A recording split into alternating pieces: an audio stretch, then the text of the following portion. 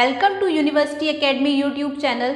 आज हम लोग कुछ न्यूमेरिकल सॉल्व करेंगे जो कि बूलियन एक्सप्रेशन पर बेस्ड हैं। साथ साथ हम ये चार्ट भी डिस्कस करने वाले हैं। थोड़ा सा रिवाइज कर लेते हैं कि लास्ट क्लास में क्या पढ़ा था। लास्ट क्लास में हम लोगों ने बूलियन अलजेब्रा और उससे रिलेटेड कुछ लॉज को स्टडी करा था। चलिए फिर आज स्टडी करते हैं बूलियन चार्ट को, और जब ये आपको समझ में आ जाएगा तो इसके बाद हम इससे रिलेटेड कुछ एक्सप्रेशंस को सॉल्व करेंगे। यहाँ पे हमने इसको समराइज कर दिया है ताकि आपको ये याद रखने में आसान रहेगा। इसमें एक साइड हमने नेम्स लिए हैं, जितने भी लॉज हमने स्टडी करे हैं सब, फिर उसको हमने एंड फॉर्म में देखा है, देन हमने उसको और फॉर्म में देखा है। चलिए डिस्कस करते हैं वन बाय वन। सबसे पहला जो लॉ है वो है आपका आइडेंटिटी लॉ। आइडेंटिटी लॉ जो है वो आपका एंड फॉर्म में होता है। आइडेंटिटी का मतलब 1। अगर हम 1 को मल्टीप्लाई कर देंगे a से तो हमें मिलेगा a एंड फॉर्म में, और अगर हम और फॉर्म में 0 को प्लस करेंगे a से तो हमें मिलेगा a। तो ये आपका आइडेंटिटी लॉ कहलाता है। सेकेंड है आपका नल लॉ। नल मतलब 0। अगर हम एंड फॉर्म की बात करें तो एंड फॉर्म में अगर 0 को हम मल्टीप्लाई a से करेंगे, हमें पता है 0 को किसी से भी मल्टीप्लाई करने पर आंसर 0 आता है, तो ऑब्वियसली यहाँ 0 को a से मल्टीप्लाई करने पर आंसर आपका 0 आएगा। अब अगर हम और फॉर्म की बात करें तो और में हमने 1 प्लस a करा है और इसका रिजल्ट आता है equal to 1। Now we will discuss about third law जिसका नाम है आइडेम्पोटेंट लॉ। इसमें क्या होता है, अगर हम a डॉट a करेंगे तो हमें a ही मिलेगा, ये आपको याद रखना है, और ये है एंड फॉर्म में। और अगर और फॉर्म को डिस्कस करें तो a के साथ a को अगर ऐड करेंगे तो आंसर इक्वल टू a ही आना है। ठीक है। Next is your inverse law. Inverse law में क्या होता है, एंड फॉर्म में अगर आप a को a इन्वर्स के साथ मल्टीप्लाई करेंगे तो आंसर आपका 0 आएगा। और फॉर्म में क्या होगा इन्वर्स लॉ में, अगर आप a को a बार के साथ ऐड करेंगे, यानी कि a को उसके कॉम्प्लीमेंट के साथ ऐड करेंगे तो आंसर आपका 1 आएगा और फॉर्म में। नेक्स्ट लॉ है हमारा कम्यूटेटिव लॉ। कम्यूटेटिव लॉ में क्या होता है, एंड फॉर्म में अगर a b हम देखें और इसका सीक्वेंस अगर चेंज कर दें, यानी कि अगर ऑर्डर हम bA कर देते हैं तो रिजल्ट दोनों का सेम आएगा, यानी कि AB is equal to BA होगा। किसमें, एंड फॉर्म में। और फॉर्म में क्या होगा, और फॉर्म में हमें पता ही है, एंड फॉर्म में हम डॉट ऑपरेटर यूज़ करते हैं और फॉर्म में हम प्लस ऑपरेटर यूज़ करते हैं। तो और फॉर्म में क्या होगा, अगर हम a प्लस बी देखेंगे तो वो equal to b plus a कहलाएगा, यानी कि ऑर्डर को चेंज करने पर कम्यूटेटिव लॉ में कोई फर्क नहीं पड़ता। ये हम ऑलरेडी डिस्कस भी कर चुके हैं। नेक्स्ट लॉ है हमारा एसोसिएटिव लॉ। एसोसिएटिव लॉ क्या होता है, अगर आप ए बी को ब्रैकेट में ले रहे हैं, मल्टीप्लाई कर रहे हैं साथ में c के, तो इक्वल टू होगा a ब्रैकेट में bc। ये है एंड फॉर्म के लिए। और फॉर्म के लिए क्या होता है, अगर आप a प्लस बी ब्रैकेट में ले रहे हैं फिर प्लस c कर रहे हैं तो उसका जो रिजल्ट है वो इक्वल आएगा a प्लस बी ब्रैकेट में b प्लस c के। अब डिस्ट्रीब्यूटिव लॉ देख लेते हैं। डिस्ट्रीब्यूटिव लॉ एंड फॉर्म के लिए होता है a plus B c equal to a plus b into a plus c. और फॉर्म में डिस्ट्रीब्यूटिव लॉ होता है a dot B plus c equal to a dot B plus a dot c. Now we will discuss about absorption law. Absorption law में होता है हमारा a and form के लिए a dot a plus B is equal to a, और form में होता है absorption law a plus B is equal to a। Now we will discuss about De Morgan's law. And form में De Morgan's law होता है a b का complement, यानी कि ए बी का bar equal to A bar plus B bar. Okay. और form के लिए होता है ए प्लस बी का bar equal to A bar dot B bar. तो ये आपके सारे रूल्स हैं जिनको आपको याद रखना है, और अब इन्हीं से बेस्ड हम कुछ एक्सप्रेशंस को सॉल्व करके देखेंगे। चलिए वन बाय वन डिस्कस करते हैं हम हमारे कुछ सिंप्लीफिकेशंस ऑफ बूलियन एक्सप्रेशन। तो इस चार्ट को मैं रफ कर देती हूँ, आपको ये याद रखना है, और जैसे जैसे आप न्यूमेरिकल सॉल्व करेंगे आपको ये सब इजी भी लगेगा और ये याद भी हो जाएगा। इससे आप सर्किट डिज़ाइन करने में आपको काफ़ी हेल्प मिलेगी, और जो हम बूलियन एक्सप्रेशन करेंगे वो भी सर्किट डिज़ाइन में काफ़ी आपके लिए हेल्पफुल है। तो वन बाय वन डिस्कस करते हैं। पहला हमारा अब हेडिंग है हमारी सिंप्लीफिकेशन ऑफ बूलियन एक्सप्रेशन।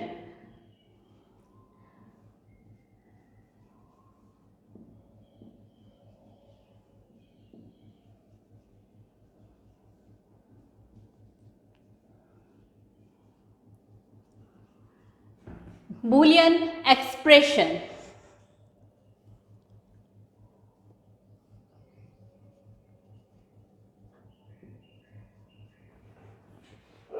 तो इससे रिलेटेड हम फर्स्ट क्वेश्चन करके सॉल्व करते हैं। पहला क्वेश्चन हमारा क्या कहता है? फर्स्ट क्वेश्चन हमारा है कि अगर हमारे पास a B C bar D बार है प्लस उसके आगे क्वेश्चन है A B C bar D, then हमारे पास है प्लस ए B C D bar, then आगे इसी में फर्दर प्लस में है ए बी सी डी। तो हम इसको अगर एक्सप्रेशन को सॉल्व करते हैं तो हम देखते हैं कि इसमें हमारा आंसर क्या आएगा। हमें इसे सिंप्लीफाई करना है क्वेश्चन में।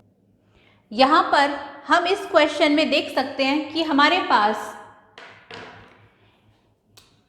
यहाँ से ए बी सी बार और यहाँ से ए बी सी बार कॉमन है, तो हम इसे बाहर निकाल लेते हैं। हम इसे कहेंगे ए बी सी बार, हमने दोनों में से कॉमन ले लिया और हमारा ब्रैकेट के अंदर आया D bar plus D, plus इसी तरह से इस क्वेश्चन में ए बी सी दोनों में कॉमन है, तो हम ए बी सी को बाहर ले लेंगे और ब्रैकेट में आ जाएगा हमारा डी बार प्लस डी। ठीक है, यहाँ से हम ये कह सकते हैं कि वी नो, हमें पता है d plus D bar equal to होता है 1। तो हम यहाँ पे ये रख सकते हैं, हम कह सकते हैं कि ए बी सी बार डॉट 1, इस पूरे की जगह हमने 1 रख लिया, ये रूल हमें मालूम है, प्लस ए बी सेम इसी तरह से डी बार प्लस डी की जगह हमने 1 रख दिया। तो हम यहाँ कह सकते हैं कि जब हम इसको पूरे को 1 से मल्टीप्लाई करेंगे तो हमारे पास आएगा ए बी सी बार, इसी तरह से इस पूरे को जब 1 से मल्टीप्लाई करेंगे तो हमारे पास आएगा ए बी। अब यहाँ से भी हमने ए बी कॉमन ले लिया, हमारे पास ब्रैकेट के अंदर आया सी बार प्लस 1, और सी बार प्लस 1 हमें पता है क्या होता है, ये भी हमारे पास आएगा। यहाँ पर आपका सी भी है ये, तो ये आएगा सी। ठीक है, यहाँ पर ये आएगा आपका सी, 1 की जगह सी आ गया। तो हमें पता है सी बार प्लस सी क्या होता है। अगेन हम कह सकते हैं we know C bar plus C is equal to 1, तो हम लिख सकते हैं कि ए B dot 1 is equal to A B. ये हमारा इसका आंसर आ गया। ठीक है,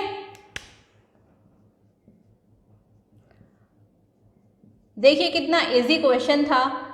इसमें हमें सिंप्लीफाई करना था इस एक्सप्रेशन को। एक बार और डिस्कस कर लेते हैं। इस क्वेश्चन में हमने यहाँ से ए बी सी बार कॉमन ले लिया, ब्रैकेट के अंदर आ गया D bar plus D, plus इसी तरीके से यहाँ से हमने ए बी सी कॉमन ले लिया, ब्रैकेट के अंदर आ गया डी बार प्लस डी, और we know that D plus D bar is equal to 1, तो इसके रिप्लेसमेंट में हमने 1 रख दिया। और ये पूरी जो आपका ए बी सी बार है जब 1 से मल्टीप्लाई होगा तो एज इट इज़ आएगा, सेम ए बी सी जब 1 से मल्टीप्लाई होगा तो ए बी सी आएगा। यहाँ से हम ए बी कॉमन ले लेंगे ये पार्ट, तो ब्रैकेट के अंदर आ जाएगा सी बार प्लस सी, और हमें अगेन पता है सी बार प्लस सी 1 होता है, तो 1 से जब ए बी को मल्टीप्लाई करेंगे तो रिजल्ट हमारा ए बी आएगा। ये एक्सप्रेशन हमारा सॉल्व हो गया है। नेक्स्ट एक्सप्रेशन भी हम सॉल्व करके देख लेते हैं। अगला क्वेश्चन भी आपको इजी लगेगा, वो भी सेम इसी तरह से करना है, कुछ रूल्स उसमें भी यही लगाने हैं। नेक्स्ट क्वेश्चन है हमारा ए बी, ब्रैकेट में ये पूरी टर्म है, तो हम ए बी को इस पूरी टर्म के साथ मल्टीप्लाई कर देते हैं, तब हमारा यहाँ पर जो एक्सप्रेशन होगा उसे हम लिख सकते हैं A B A bar B C bar plus A B bar C bar plus A bar B C. ये हमारा पूरा एक्सप्रेशन आ गया। यहाँ पे हमने क्या करा, इस ए बी को इन तीनों से मल्टीप्लाई कर दिया। ओके, अब हमें मालूम है कि वी नो दैट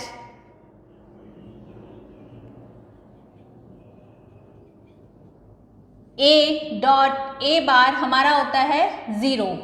इसी तरह से हमारे पास एंड ए डॉट ए होता है ए। इसी का यूज़ करके हम इसे फर्दर सॉल्व कर सकते हैं। तो यहाँ पे हमारे पास ए डॉट ए बार है तो ये पूरा एक्सप्रेशन हमारा 0 हो जाएगा। तो हम इसे लिख सकते हैं 0 प्लस यहाँ पे ए डॉट ए है तो हम उसे लिख सकते हैं ए, तो हम इसे लिख देंगे ए, बट यहाँ पे बी डॉट बी बार है तो ये एक्सप्रेशन फिर से 0 हो गया, तो हम इसे लिख सकते हैं 0 प्लस यहाँ पे ए डॉट ए बार अगेन है तो वो हो गया हमारा 0। तो इसका जो आंसर है वो आ रहा है हमारा 0। ये भी आपको इजी लगा होगा सॉल्व करने में, आपको समझ में आ गया होगा इसमें क्या किया हमने। ए बी को पहले इन तीनों टर्म से अंदर मल्टीप्लाई कर दिया, उसके बाद ये हमारी नेक्स्ट टर्म हमने लिख दी यहाँ पे। फिर हमें पता है we know that a dot A bar is equal to 0 and a dot a equal to a. अब इसका यूज़ करके हमने इसमें वैल्यूज़ रख दी। फिर हमारे पास ए डॉट ए बार 0 रख दिया, सेम ए डॉट ए तो 1 आ गया, ए डॉट ए तो ए आ गया, but B dot B bar 0 आ गया। इसी तरह से ए डॉट ए बार 0 आ गया, तीनों टर्म्स 0 आ गई, इनको आपस में 0 को ऐड करा तो आंसर आ गया 0। ओके, नाउ इसी तरह से हम थर्ड को सॉल्व करते हैं। थर्ड क्वेश्चन हमारा है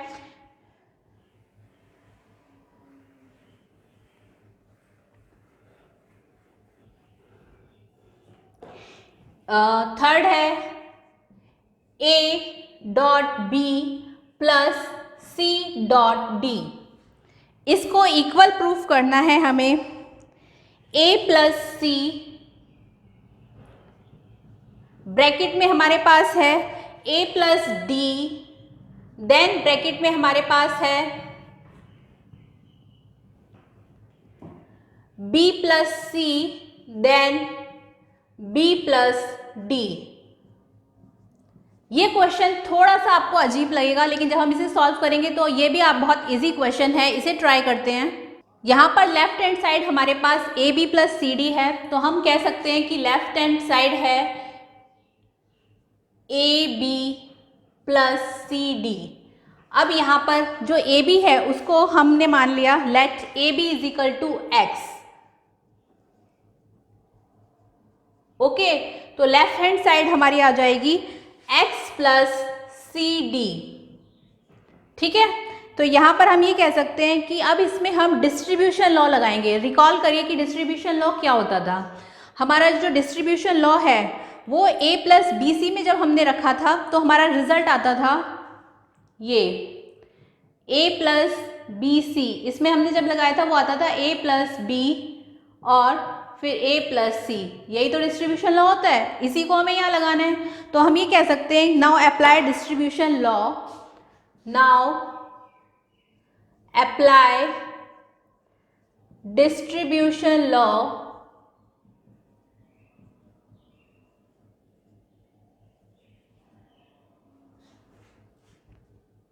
इसको यहाँ लिख देते हैं। डिस्ट्रीब्यूशन लॉ है आपका a plus B dot C, जो कि होता है a plus B dot A plus C. Okay, this is our distribution law. अब इसी को हमें x प्लस सी डी में लगाना है और हम इसको लिख सकते हैं कुछ इस तरह से। यहाँ पे x की वैल्यू रख देंगे वापस। x की वैल्यू कितनी है हमारी, पहले तो हम ये हमारा लॉ आ गया a plus B dot C, तो यहाँ पे a हमारा है x और b डॉट सी है हमारा सी डी। अब इसका हम यूज़ करेंगे यहाँ पे, तो हम लिख सकते हैं x प्लस सी डी हमारा आ जाएगा x plus C is equal x plus C dot x plus D. अब यहाँ पे x की जो वैल्यू है उसको हम रख देंगे और फिर उसके बाद हम देखते हैं कि हमारी इक्वेशन में क्या चेंज आ रहा है। उसको रखने के बाद यहाँ पे हमारा x है ए बी, तो हम लिख सकते हैं यहाँ पे ए बी प्लस सी, साथ में यहाँ पे भी x है तो A B plus D. Okay, अब इसको हम फर्दर इस तरह से भी लिख सकते हैं कि हम c को पहले लिख दें, उससे कोई फर्क नहीं पड़ता, हमें मालूम है ऑर्डर चेंज करने पे। तो c प्लस ए बी डी प्लस ए बी हम लिख सकते हैं। और अब अगेन डिस्ट्रीब्यूशन लॉ का यूज़ करके ये हमारा आ जाएगा C plus A, C plus B, D plus A, D plus B। यहाँ पे भी हमने डिस्ट्रीब्यूशन लॉ का यूज़ किया और इसको हमने इस फॉर्म में ब्रेक कर दिया, तो हमारा ये इस तरह से आ गया। हम इसे लिख सकते हैं कि ऑर्डर पे फर्क नहीं पड़ता, तो हम इसे जो हमारा रिजल्ट आ रहा है वही लिख सकते हैं, A plus C, B plus C, A plus D, B plus D। और हमारा आंसर क्या था, यही था आउटपुट पे, A plus C, A plus D, B plus C, B plus D। हमें यही प्रूफ करना था। हम कह सकते हैं hence proved left hand side equal to right hand side, hence proved left hand side is equal to right hand side. देखिए कितना इजी क्वेश्चन था, इसे सॉल्व करने में कुछ भी नहीं था। बस थोड़ा सा इसमें ये याद रखना है कि हमने जो लॉ याद रखे हमें वो याद रखने हैं। यहाँ हमने डिस्ट्रीब्यूशन लॉ का यूज़ किया था, जो कि ये है आपका, उसको हमने यहाँ पे लगाया। पहले तो हमने खुद ही एज्यूम कर लिया यहाँ पे कि A B plus C D left hand side है, उसे हमें राइट हैंड साइड के इक्वल प्रूफ करना है, तो A B को हमने X एज्यूम कर लिया। उसके बाद इसमें हमने डिस्ट्रीब्यूशन लॉ लगा दिया और फिर उसे ब्रेक करके सॉल्व कर दिया। फिर वापस हमने जो हमारे पास x की वैल्यू थी A B उसको रख दिया और फिर फर्दर डिस्ट्रीब्यूशन लॉ लगा के हमने हैंस प्रूफ कर दिया कि लेफ्ट हैंड साइड इक्वल है हमारी राइट हैंड साइड के। तो आपने देखा कितना इजी क्वेश्चन था। इसी तरीके से हम और क्वेश्चन सॉल्व कर लेते हैं। नेक्स्ट क्वेश्चन ट्राई करते हैं, वो भी इजी है। अगर आपको लॉज याद हैं तो आप सारे क्वेश्चन सॉल्व कर लेंगे, बस इसमें प्रैक्टिस की जरूरत है। नेक्स्ट क्वेश्चन है हमारा A bar B bar plus AB plus A bar B। अब हम ये कह सकते हैं कि यहाँ पर हम ये हमारे क्वेश्चन है, इसमें सबसे पहले कॉमन फाइंड करने की कोशिश कीजिए। क्या कुछ कॉमन आ रहा है यहाँ पे? यहाँ तो नहीं आ रहा, लेकिन इसमें आ रहा है। यहाँ पे क्या कॉमन आ रहा है आपका? B दोनों में कॉमन है, तो हम ये कह सकते हैं कि A bar B bar plus B हमने कॉमन बाहर ले लिया, तो A plus A bar. Again हम कह सकते हैं, हमें ये पता है कि A प्लस A बार हमारा कितना होता है, we know that A plus A bar is equal to 1, तो हम ये वैल्यू यहाँ रख देंगे, तो हमारे पास आ जाएगा A bar B bar plus B dot 1। हम लिख सकते हैं A bar B bar plus B। Okay, तो ये हमारा इसे मिनिमाइज करके आया। क्या इसे फर्दर मिनिमाइज कर सकते हैं हम? Yes, we can do by using distribution law. तो हम इसे लिख सकते हैं A bar plus B, then again B bar plus B, और ये हमारा कितना होता है 1, तो हम लिख सकते हैं A bar plus B dot 1। तो ये आ गया हमारा answer A bar plus B। देखिए ये भी कितना इजी था, बस इसमें आपको डिस्ट्रीब्यूशन लॉ का यूज़ करना था। सबसे पहले तो हम ये देखेंगे क्वेश्चन में कि क्या कुछ क्वेश्चन में गिवन है, तो यस गिवन है, उसे हम आउटसाइड में ले लेंगे और ब्रैकेट के अंदर जो वैल्यू है फिर उस पर हम कोई जो हमारा रूल है वो अप्लाई करेंगे, तो वो भी अप्लाई हो गया, उसकी वैल्यू हमने यहाँ रख दी। बस फिर सिंप्लीफाई करा इसे और यहाँ पे हमने डिस्ट्रीब्यूशन लॉ लगाया और इसको हमने फर्दर सॉल्व कर लिया और हमारा आंसर क्या आ गया, A बार प्लस B। इसी तरीके से हम फर्दर और क्वेश्चन सॉल्व कर सकते हैं। एक क्वेश्चन है हमारा A प्लस B ब्रैकेट में इंटू A प्लस B बार। ठीक है, इस तरह के क्वेश्चंस में हम क्या करेंगे, इनको आपस में मल्टीप्लाई करेंगे। मल्टीप्लाई कैसे? यहाँ पे हम इस पूरे से मल्टीप्लाई कर देंगे, तो A को जब A से करेंगे तो हमारा आ जाएगा A डॉट A। इसी तरह से यहाँ इसे करेंगे तो A डॉट B प्लस इसको फर्दर इससे करेंगे तो A B बार डॉट के साथ, प्लस इसको फर्दर करेंगे तो B के साथ B बार B डॉट B बार। अब हम यहाँ पे फिर से रूल लगाएंगे, तो ये A डॉट A हमारा A हो जाएगा, B डॉट B बार हमारा 0 हो जाएगा। हमें पता है तो इसकी वैल्यूज़ को हम यहाँ रख देंगे और फिर देखेंगे कि हमारा एक्सप्रेशन अब क्या आ रहा है। अभी ये सॉल्व करना और इजी हो गया। बस इन वैल्यूज़ को यहाँ पे पुट कर देते हैं। तो ये आ गया यहाँ से हमारा a plus A B plus A dot B bar plus 0। अब यहाँ पे भी हम a को कॉमन ले लेते हैं। इसको चलिए अभी फिलहाल ऐसे ही रहने दीजिए, a यहाँ से कॉमन ले लिया इन दोनों में से, तो ये आ गया हमारा b प्लस बी बार, और b प्लस बी बार हमारा अब 0 लिखने की ज़रूरत नहीं है, यहाँ एक बार 0 आ गया है, और b प्लस बी बार हमें पता है ये कितना होता है 1। अब यहाँ पे हम इसे पुट कर देंगे तो ये आ जाएगा a प्लस ए डॉट 1, ये आ गया हमारा a प्लस ए, और a प्लस ए हमारा होता है a। तो आपने देखा कि ये कितना इजी था सॉल्व करना। तो इस तरह से हम बड़े से बड़े एक्सप्रेशन को भी सॉल्व कर सकते हैं। बस याद रखने हैं तो ये सारे लॉज और जो भी रूल्स थे वो सब हमें याद रखना है। नेक्स्ट क्वेश्चन एक और ट्राई करते हैं, वो भी इजी है। इसी में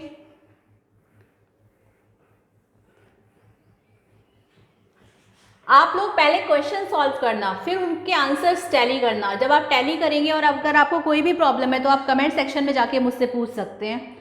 और अगर आपको हमारा ये चैनल पसंद आ रहा है तो इसे ज़्यादा से ज़्यादा लाइक, शेयर और सब्सक्राइब करें। चलिए नेक्स्ट क्वेश्चन करते हैं। नेक्स्ट क्वेश्चन है हमारा a bar b plus A B bar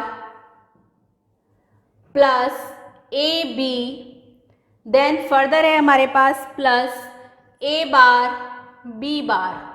अब इसमें भी हम कुछ रूल्स लगाएंगे और फिर देखेंगे कि हमारा क्वेश्चन क्या सॉल्व हो पा रहा है। तो हम ये कह सकते हैं कि पहले तो हम इसे रीअरेंज कर लेते हैं। यहाँ a बार b है, यहाँ a b है, तो a bar b plus A B plus A B bar plus A bar B bar. अब यहाँ से हमने b को कॉमन ले लिया तो ये आ गया हमारा a प्लस ए बार। इसी तरह यहाँ से हमने b बार को कॉमन ले लिया तो ये आ गया हमारा a प्लस ए बार। ठीक है, पहले से रीअरेंज कर लिया, उसके बाद कॉमन ले लिया। अब हमें पता है a प्लस ए बार हमारा होता है 1, ये भी हमारा 1, तो इसकी वैल्यू पुट कर देंगे तो ये आ जाएगा हमारा b dot 1 plus B bar dot 1। ये आ गया हमारा b प्लस बी बार, और b प्लस बी बार होता है हमारा 1, तो आंसर आ गया हमारा 1। आपने देखा ये भी कितना इजी क्वेश्चन था सॉल्व करना। इसी तरह से हम एक और क्वेश्चन सॉल्व करके देखते हैं, उसका रिजल्ट हमारा क्या आ रहा है। नेक्स्ट क्वेश्चन है हमारा a b bar plus B bar C bar plus a c, a bar C bar.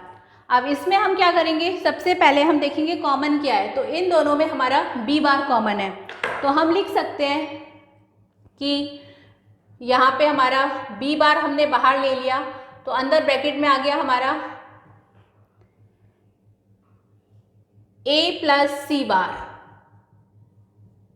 ठीक है, इसको आप ये सोचिए कि क्या ये इस तरह से तो थोड़ा इंक्रीज हो जाएगा, क्या इसमें हम कोई और लॉ लगा सकते हैं फर्दर? तो यस, हम लगा सकते हैं। हम इसे इस तरह से लिख सकते हैं। ये ऐसे करेंगे आप तो थोड़ा सा लेंथी हो जाएगा, इसको एक और मेथड है उससे भी हम सॉल्व कर सकते हैं। उसमें क्या करेंगे, यहाँ पे इसको रीअरेंज कर लेते हैं। हमने लिखा a B bar plus A bar C bar plus B bar सी बार।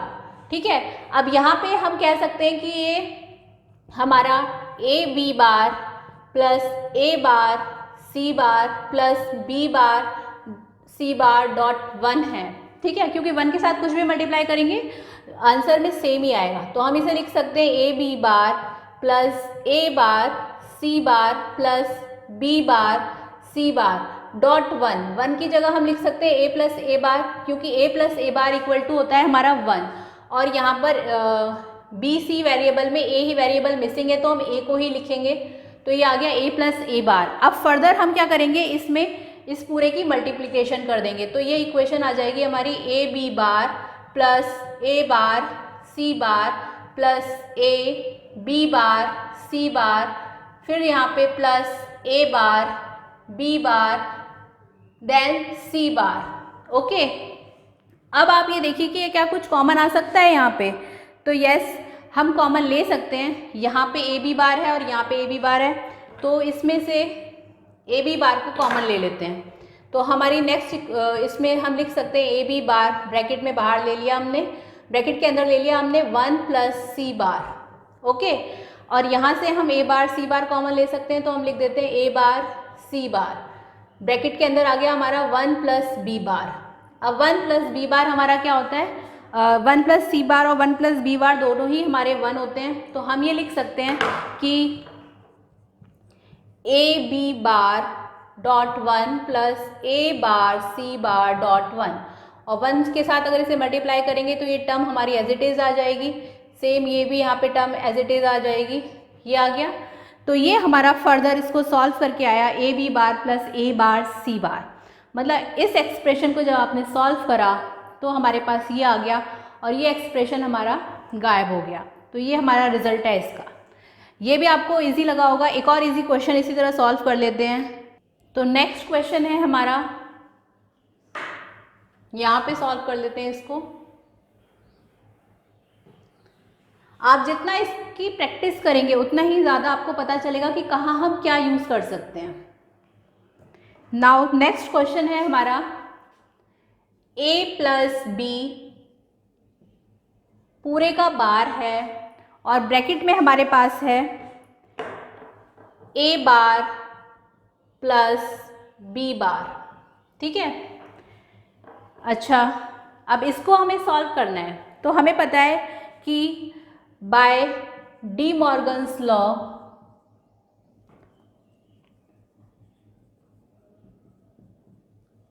हमारे पास अगर a प्लस बी का बार है तो हम इसे लिख सकते हैं a बार डॉट b बार। बस अब इसका यूज़ करना है और सॉल्व करना है। तो a प्लस बी का जो बार है उसकी जगह हम a बार डॉट b बार लिख देंगे। तो ये आ गया हमारा a bar dot b bar, bracket में a bar plus b bar. अब इस पूरे को इसके साथ मल्टीप्लाई कर देंगे, तब हमारे पास आ जाएगा a bar dot b bar dot A bar plus A bar dot B bar dot B bar. ठीक है, अब ये और ये आपके सेम ही होंगे क्योंकि हमने देखा था अगर ए डॉट ए करेंगे तो हमारे पास ए ही आता है। तो हम ये लिख सकते हैं कि ए बार डॉट बी बार, यहाँ पे भी अगर B bar dot B bar करेंगे तो सेम ही आएगा। तो हम लिख सकते हैं ए बार डॉट बी बार। तो ये एक्सप्रेशन सॉल्व करके हमारा आ गया कुछ इस तरह से। क्या इसे फर्दर सॉल्व कर सकते हैं? Yes we can do. हम यहाँ पर देख रहे हैं कि ए बार बी बार दोनों में है, तो हम यहाँ से दोनों में से ए बार बी बार को कॉमन ले लेंगे। तो हमारे पास, या फिर हमें पता है ए प्लस ए क्या होता था हमारा ए, तो यहाँ ए बार प्लस ए बार बी बार है प्लस ए बार बी बार है, तो हम लिख सकते हैं equal to A bar B bar.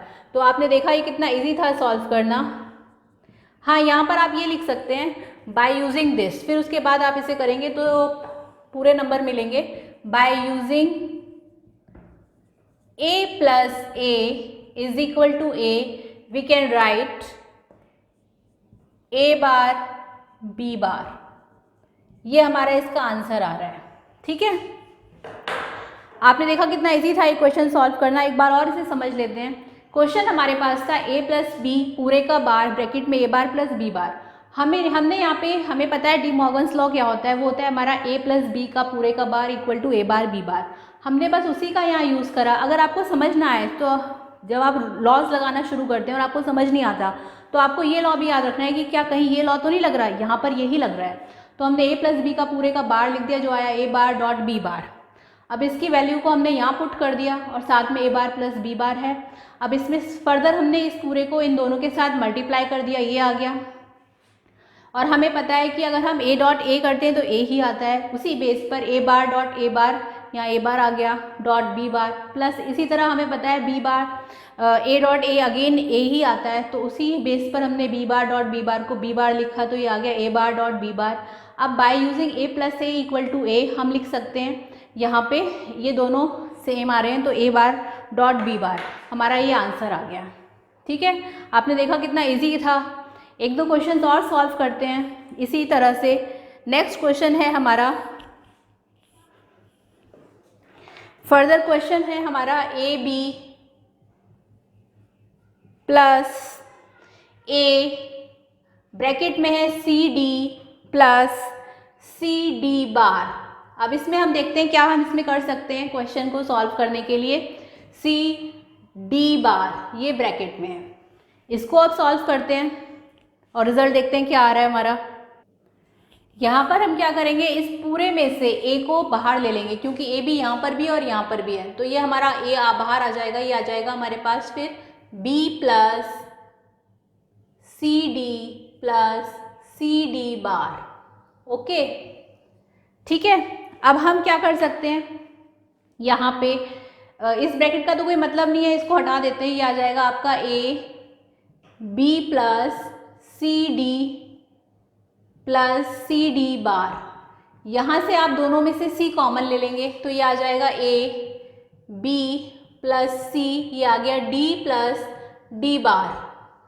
अब यहाँ से D plus D bar again we know, आप लिख सकते हैं कि we know that D plus D bar equal to 1। उसी बेस पर यहाँ पर ये हम लिख सकते हैं ए बी प्लस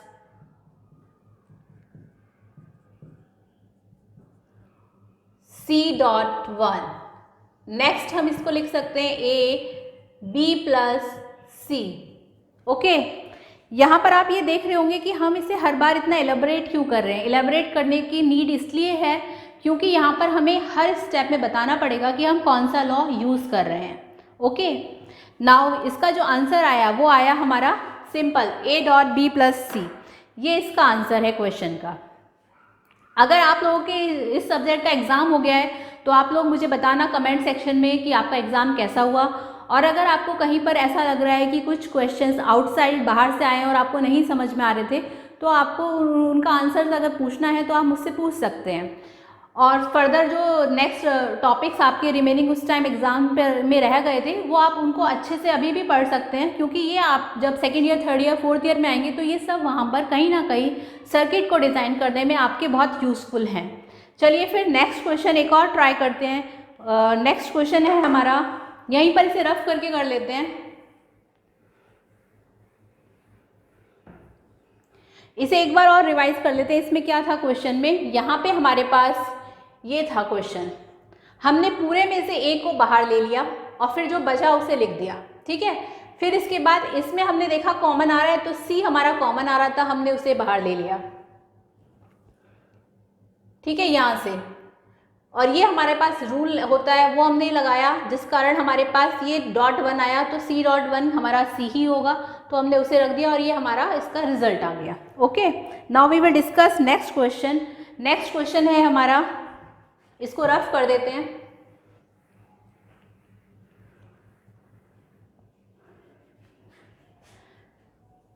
सारे क्वेश्चन आपको इजी ही लगेंगे और जब आप प्रैक्टिस करेंगे तब आपको समझ में आएगा कि हाँ ये सर्किट डिजाइनिंग में कितना इजी है। और अगर ये, और जनरली ये क्वेश्चन 5 नंबर में पूछ भी लिया जाता है कि simplify this Boolean expression.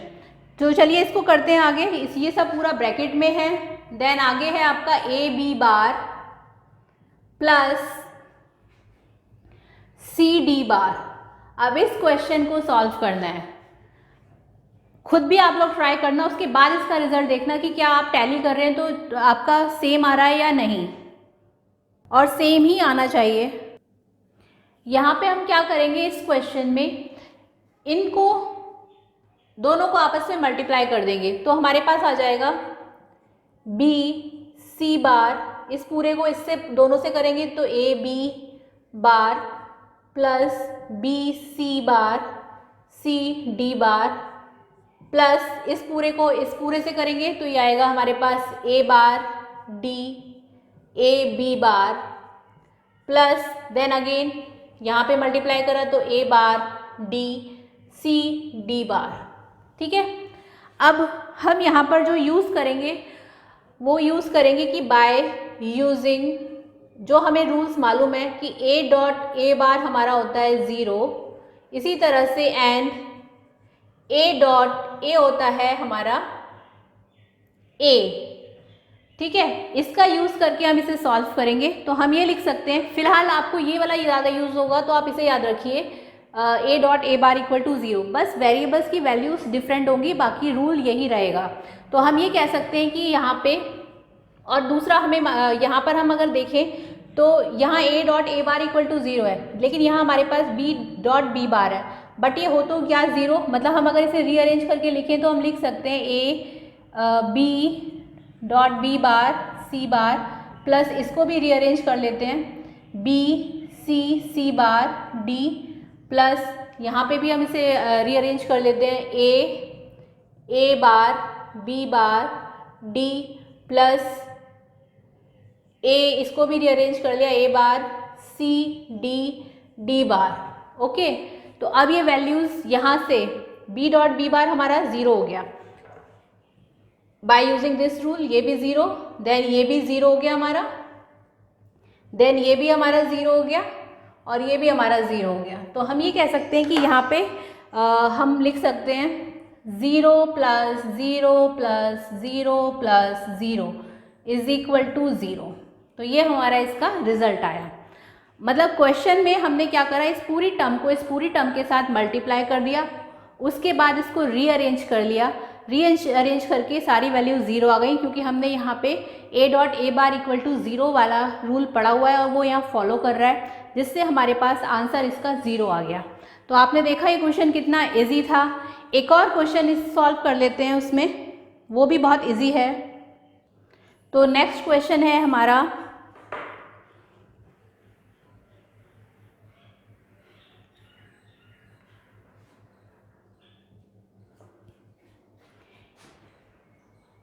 a bar B C plus a सी।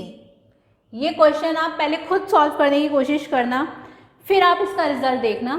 तो मैं इसको बताती हूँ कैसे कर रहे हैं हम सॉल्व। हमने देखा कि यहाँ पे c है और यहाँ पे c है, तो क्या हम इसे कॉमन ले सकते हैं? यस, हम कॉमन ले सकते हैं। तो हम इसे पहले तो ऐसे लिख देंगे, question a bar B C plus a c, और इन्हीं दोनों में से c को हमने बाहर ले लिया, तो ये आ गया हमारा a bar B C plus A. ओके, अब यहाँ हम डिस्ट्रीब्यूशन लॉ लगाने की कोशिश करेंगे। डिस्ट्रीब्यूशन लॉ होता था हमारा, जैसे कि अगर हमारे पास कोई वैल्यू है a प्लस बी सी है, तो अगर हम इसमें डिस्ट्रीब्यूशन लॉ लगाते हैं तो वो होता है a plus B dot A plus C. But यहाँ हमारे पास 2 वेरिएबल होते हैं, लेकिन यहाँ हमारे पास 3 वेरिएबल हैं। तो क्या 3 वेरिएबल के केस में ये डिस्ट्रीब्यूशन लॉ लग पाएगा? तो आप एक बार और से देखिए कि यस लग सकता है, क्यों नहीं लग सकता, क्योंकि हमने तो यहाँ से c को बाहर निकाला है दोनों में से, तो वो तो हमने निकाला नहीं, यहाँ तो क्वेश्चन में हमारा c है, तो इसको भी हम इसे आउटसाइड ले लेंगे, तब ये हमारे पास आ जाएगा c ब्रैकेट में आ जाएगा a bar b plus a। बस अब यहाँ पे ये डिस्ट्रीब्यूशन लॉ लगा दीजिए। By using distribution law we can write c a plus a bar a plus B. ये समझ में आया कैसे आया?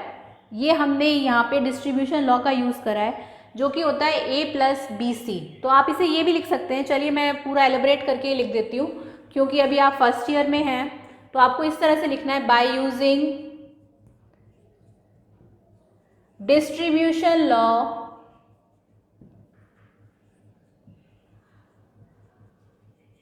वो क्या होता है हमारा a plus B c is equal to a plus B dot a plus c. बस इसी का यूज़ करा है, तो हम इसमें इसे लिख सकते हैं, इस इक्वेशन को c a plus a bar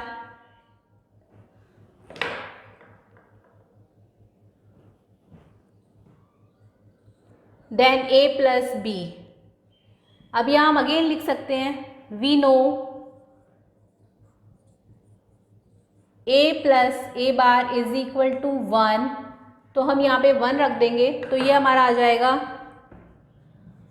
c dot 1 a plus B. अब हम यहाँ लिख सकते हैं कि हमारे पास जो आंसर आया वो आ गया c a प्लस बी। आपने देखा कितना इजी था इसे सॉल्व करना। आंसर आ गया आपका c a plus B. Okay, बस कुछ लॉज याद रखने हैं, कुछ रूल्स याद करने हैं, और सारे क्वेश्चन उन्हीं पर बेस्ड हैं। यहाँ पे हमने काफ़ी सारे क्वेश्चन सॉल्व करे हैं। ऑलमोस्ट जितने तरह के क्वेश्चंस बन सकते थे हमने सभी यहाँ पे सॉल्व कर लिए हैं। इसके बाहर कुछ नहीं आने वाला है आपके सिलेबस में। और अगर आपको फिर भी कुछ प्रॉब्लम है तो आप कमेंट सेक्शन में जाके पूछ सकते हैं, और ये जितने भी नोट्स हैं हमारे डिस्क्रिप्शन बॉक्स में से डाउनलोड कर सकते हैं। ये डिजिटल इलेक्ट्रॉनिक्स का भी पार्ट है।